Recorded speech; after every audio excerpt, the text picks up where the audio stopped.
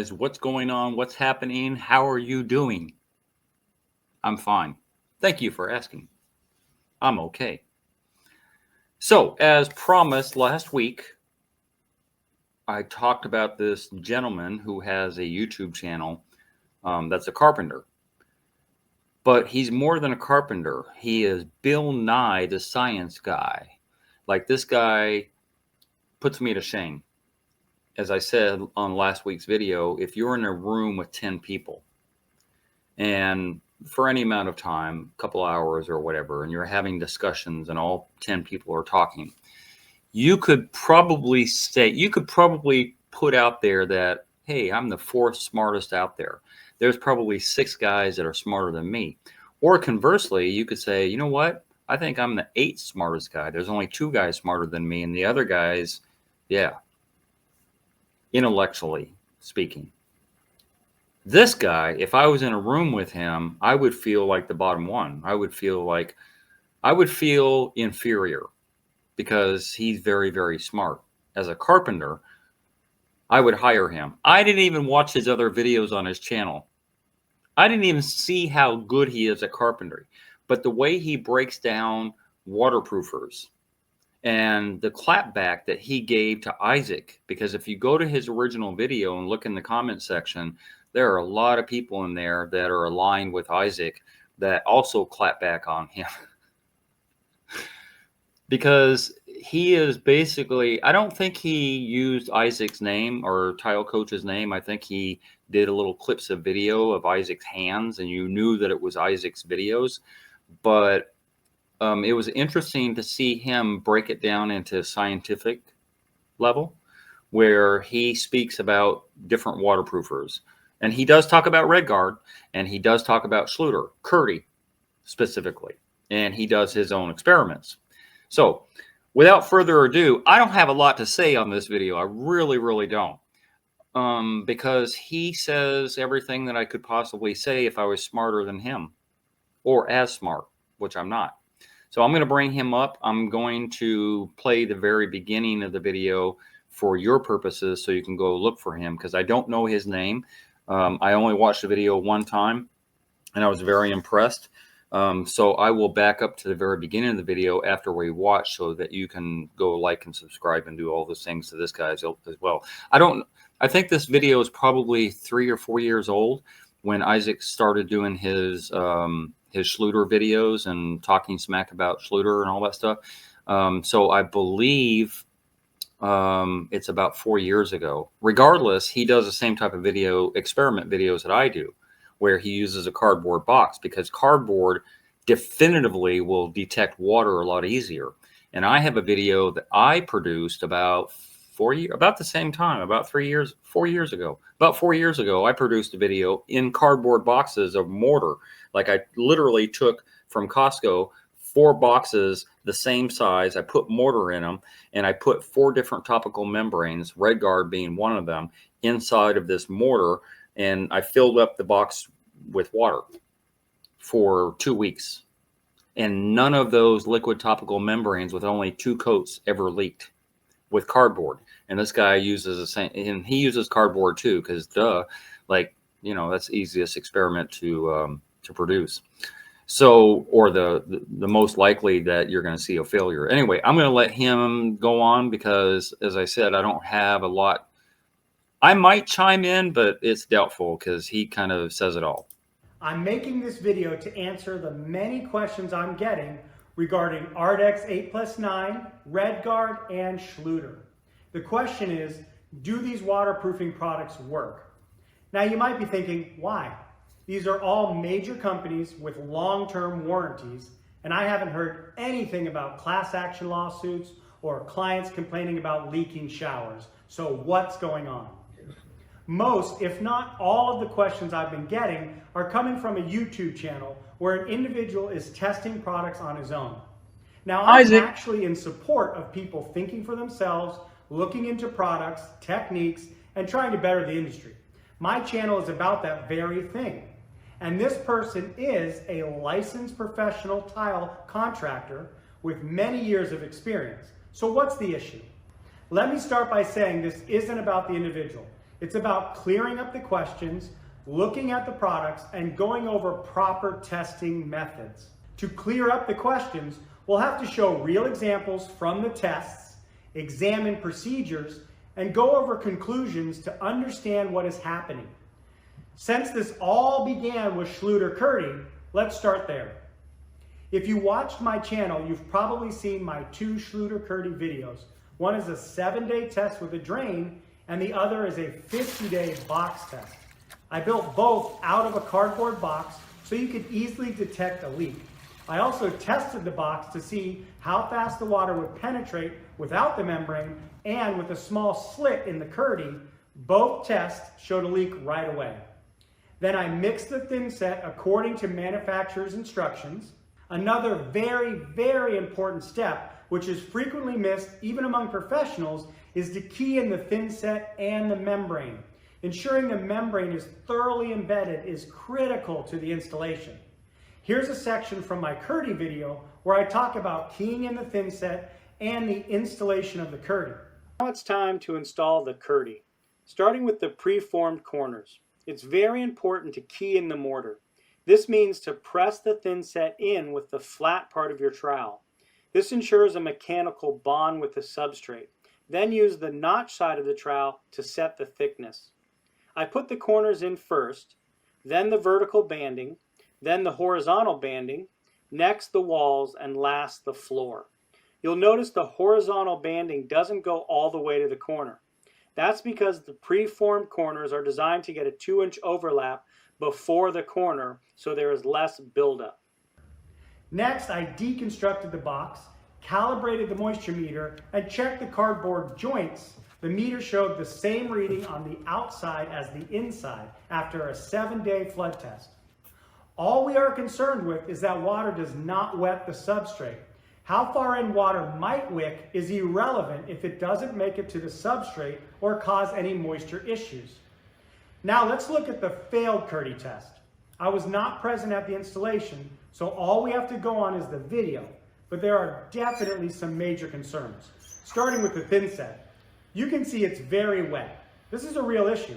The viscosity of the thin set is critical, and like any cementitious product, the water to cement ratio is one of the most important factors. Here's a Schluter video showing the proper mix, and you can see a big difference.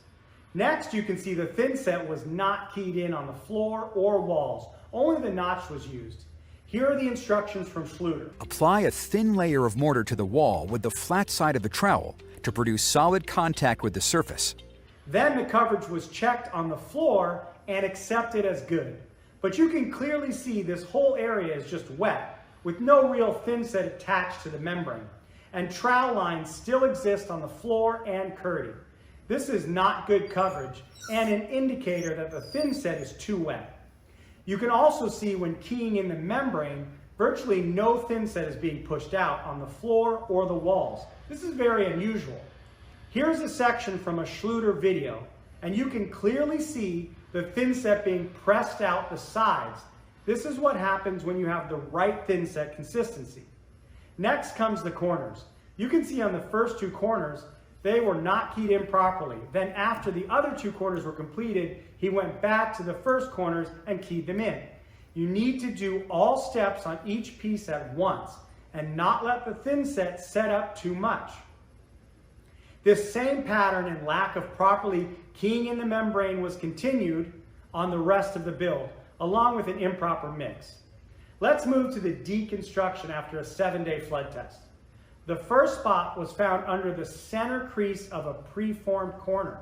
This is a common issue when the thin set is too wet, preventing it from being able to hold the membrane down, especially if there is a crease or some deformation. The only spot they claim to have leaked all the way through was in this small wall-to-floor connection, and there wasn't a visible trail of water to that spot. The hypothesis they're using, and mentioned several times in multiple videos, is that thin set is porous and wicks the water in. So if you use thin set, it will fail.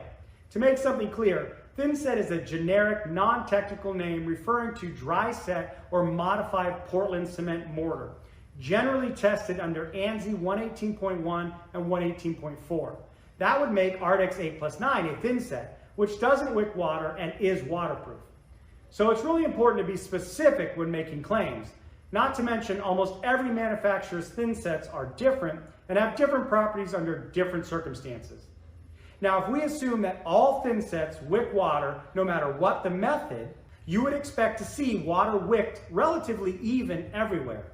But in all his assembly tests, even the glass box, it always came in spots, and as the test progressed, the spots got bigger. But we didn't see an even wicking of water everywhere. This would seem to indicate isolated areas of failure rather than an entire system failure. Given what we've seen so far with the installation, my guess would be operator error. Let's move on to the Ardex 8+9. This is a cementitious polymer modified waterproofing. After watching his YouTube videos, it seems the advertised method is to use Schluter Kerdi, then Ardex over top. Now, the underlying message of doing a better job and redundancy in your waterproofing application makes sense. And if you can guarantee a better product and warranty to your client, why not? So the question is, does this method do that? Let's start with the warranty. Schluter offers a limited lifetime warranty when using their complete system. Ardex offers a System 1 25-year warranty when using their products. If you put both of these products together, you will get 0 warranty and probably not a lot of assistance from either manufacturer. Now, you might be thinking companies don't stand by their warranties anyways, but right now that's just a thought. If you mix the systems, it's a guarantee. Right, except that my contention is we are responsible. We are the guarantor, not the product. We can do what we deem necessary in order for there not to be a failure, even if, we're mixing products, which a lot of people are against. Something else that doesn't totally add up is both the Kerdi and the Ardex 8+9 failed in his testing. So what's being suggested is placing 2 failed systems together to get a workable system that has no warranty. Now, I've already shown you 2 Kerdi tests that worked, and I'm about to show you why his Ardex 8+9 test failed. But this doesn't mean that both of these systems together would or wouldn't work. It means that neither manufacturer has thoroughly tested it and aren't willing to stand by it with their warranties. Not to mention, they both produce quality waterproofing systems which they warranty and don't need to mix with other systems. So let's take a look at why the Ardex 8+9 test failed. The test was recently done and showed many spots of water intrusion. Now, it's been more than a year since he showed Ardex 8+9 as his preferred method. And the reason I bring that up is important. He states in the video this. So one thing right off the bat is that you don't have to be as exact with the ratios. Now remember, this is not about bashing or judging him, but uncovering the facts. And this is very important to understand what is going on. Now, if you've used Ardex 8+9 and read the bag or the technical instructions from their site, you know it's very specific on the amount of liquid to use. Even the nap size of the roller is specified. So saying you don't have to be as exact with the ratios is very troubling. And with everything else we've seen so far, there's a strong indication that following the manufacturer's instructions is not the standard procedure.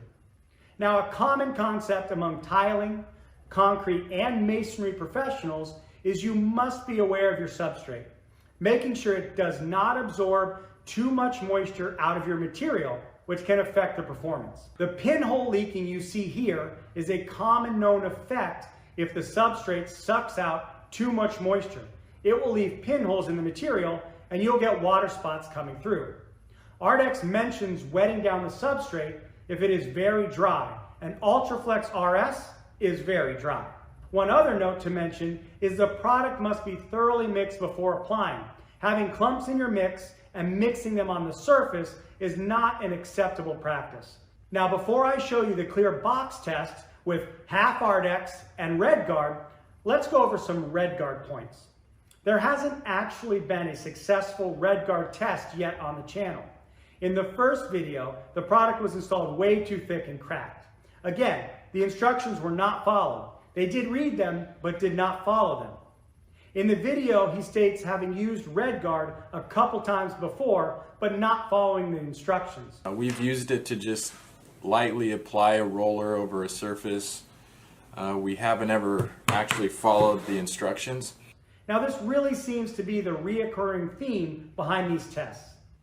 So here's the 48-hour flood test I did in a clear box using Ultraflex RS as the base, just like he used. Half the box is Ardex 8+9, the other half is RedGuard. I installed the products according to manufacturer's instructions, ensuring I mixed the material properly, prepped the substrate accordingly, keyed the material in for proper adhesion, applied the correct amount, and ensured proper drying before recoating. Note that both Ardex 8+9 and RedGuard require mesh to be placed in the corners for proper installation. I left out the mesh to show it is not the reason for the failures, and you can see after 48 hours, no leaks.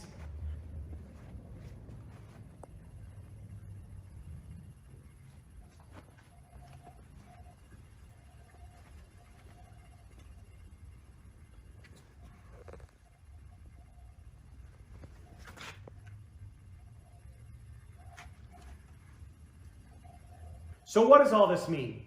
I think the biggest thing we can learn from this is it doesn't matter if you're a homeowner, DIYer, or professional. You need to understand and follow manufacturer's instructions. I hope this helps clear up any confusion and gives you some insight and confidence on using these products. If you do encounter a problem, then you should immediately contact the manufacturer and document the issues. All the testing I do, I'm always trying to be in contact with the manufacturers no matter what happens. I've even had arguments and issues with manufacturers, but I always allow them to participate and provide information. When you cut out the manufacturers from your testing and don't follow their procedures, you get mixed results and spread confusion because there are too many variables to know what went wrong. Thank you for watching. Stay tuned as I'll be making videos on how to properly install each of these products. Also, hit those like and subscribe buttons before you go, and I'll see you next time. Okay, Building Guru is apparently his channel. So you can go there, Building Guru, or in other words, Bill Nye the Science Guy. I hope you enjoyed that breakdown the way I did. Because again, 4 years ago, when he posted this video, I was unaware of it.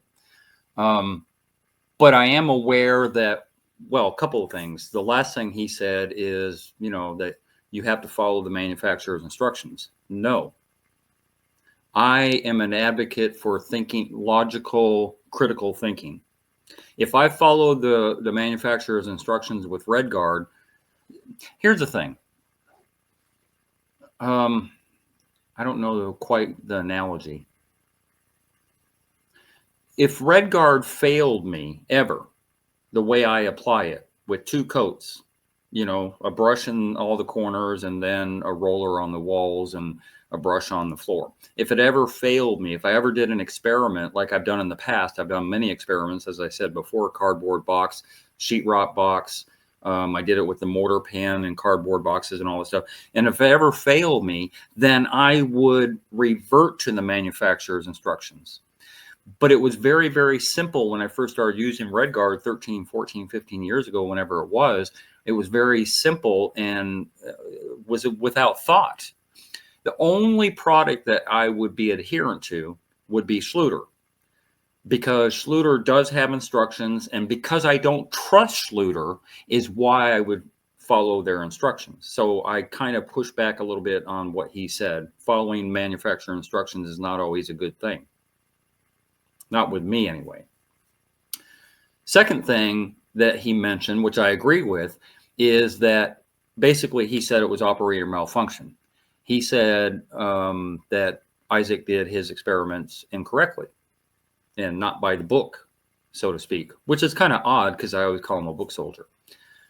But I also know that to be true because he screwed up many experiments.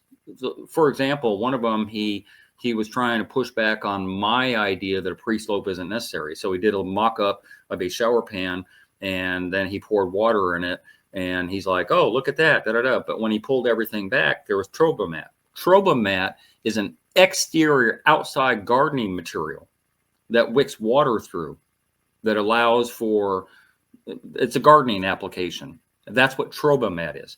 And so when I saw that video years ago, I'm like, what is it? I didn't even know what Trobomat was. I had to go to my tile guy to find out, you know, like, what is this material? He's like, oh, it's Troba. It's not really used for tiling. But Isaac used it in that experiment so he would have a foregone conclusion that all the water would wick out, because the Trobomat was right there before the pan liner. So he knew prior to making the video that Trobomat was the only way he could get all that water out. So it was a disingenuous video. And then, just as Bill Nye, the science guy, said, you know, his videos of RedGuard weren't done correctly. As he already stated, I didn't follow the directions. But even when he followed the directions, I don't know. Anyway, the point is that I agree with him on a lot of points where he pushed back on his video against Isaac, because when I do the experiments that I do, many of them through the years, with my cardboard box and the sheetrock box and the mortar box and all that stuff, I apply. I don't try for a foregone conclusion. Okay, I apply it the same way I do in my work environment, and hope for the best, and hope that there's not a failure. And if there was a failure, I would definitely show it, and I would push back, and I'm like, oh, I'm not using RedGuard anymore because I've had failures. That's the common sense and logical, rational thinking that I use when I do my work. Now, having said all of that, the way that Bill Nye, the science guy, broke things down in a molecular structure to where you have to push out all that thin set and and the bonding happens and it's waterproof and all that stuff with a specific thin set, not just any thin set, then yes, it might in fact work. But my pushback is, because I called Schluter one time, does your warranty cover homeowners? Yes. It covers homeowners if they are using all of their proprietary product, because they want to make the money. But it also covers homeowners if they do it the right way, if they do it by the instruction book that Schluter puts out. And therein lies the problem, because it's commercially sold at multiple outlets, including Floor and Decor. You can buy Schluter material all day long as a homeowner, DIYer, at Floor and Decor and Lowe's. So then what's to prevent operator malfunction with a homeowner if they have never been to the Schluter school, if they've never worked with those materials? Which brings me to the point of my next video of a homeowner deciding not to use Schluter, Kerdi, after a homeowner, after she had already decided to go forward building her shower with Schluter, Kerdi, and she tore it all off and reverted to RedGuard. Because there's so many specifics that you have to do just so with Schluter, as opposed to a roller and a brush with RedGuard, or Hydroban, or Aqua Defense, or Ardex, which I like Ardex better, with the roller and brush. And critical thinking and making sure there's none of those pinholes that he talked about. That's easiest for a homeowner. It's fail-safe, really. In my mind, it's fail-safe. And there's too many hiccups and too many problems that can occur with Schluter. There's too many directions. There's too many materials. There's too many anomalies with a you know, and I trip out that there are still tile guys on YouTube using Kerdi every day. I think Home Repair Tutor, I think Landberg, I think there's a bunch of them out there who still continue to use Kerdi material. You know, hang wallpaper and push out all the excess thin set and put all the taping in the corners and put all the, I'm like, oh my God, why? Like, why? Why? Why are you making so much work for yourself? Why are you going so far above and beyond what is necessary to make a waterproof shower and spending all that money to make your reps $100,000 a year, when a lawyer and a doctor start at $100,000 a year with all the 8 years of education they have? What education for a Schluter rep do you have to know? Anyway, I hope you enjoyed that video. And, you know, he is a carpenter. This guy is a carpenter. He's not necessarily a tile guy, but he's got the mind of a scientist. And that's why I appreciated his breakdown. Not because he pushed back against Isaac so much. It could have been anybody. It could have been my experiments that he pushed back on. But just the science behind it and just the logical, analytical thinking and just everything about the way he put out that video was right on point. I couldn't have done it better. In fact, I've never done it better. So anyway, hope you enjoyed that. This female homeowner that decided to rip off her Kerdi and go to RedGuard and all that stuff. It's a very brief video. I don't have a whole lot to say about it, but I am going to post that video probably next week. So look for that video. Like, subscribe, share, do all those things on my video. Just put a like, just hit that like button. Hit that like button. Oh, you know what? By the way, I'm going to put up the experiment that I talked about where I put the 4 different waterproofers on the mortar pan with the box and all that stuff, since he used the box also. But I'm going to put that up in the cards area so you can watch this video afterward if you want to, or if you don't want to. It's a really good video though. I put a lot of work and effort into it. Just saying. Anyway, have a good one, guys. Until next time, peace. If you're going to call me for advice, please donate $50 for 30 minutes. My link to my PayPal and my Patreon account is down below. And if you haven't already, hit the subscribe button and hit the bell so you get immediate notifications as soon as I post videos. And thank you very much for your support.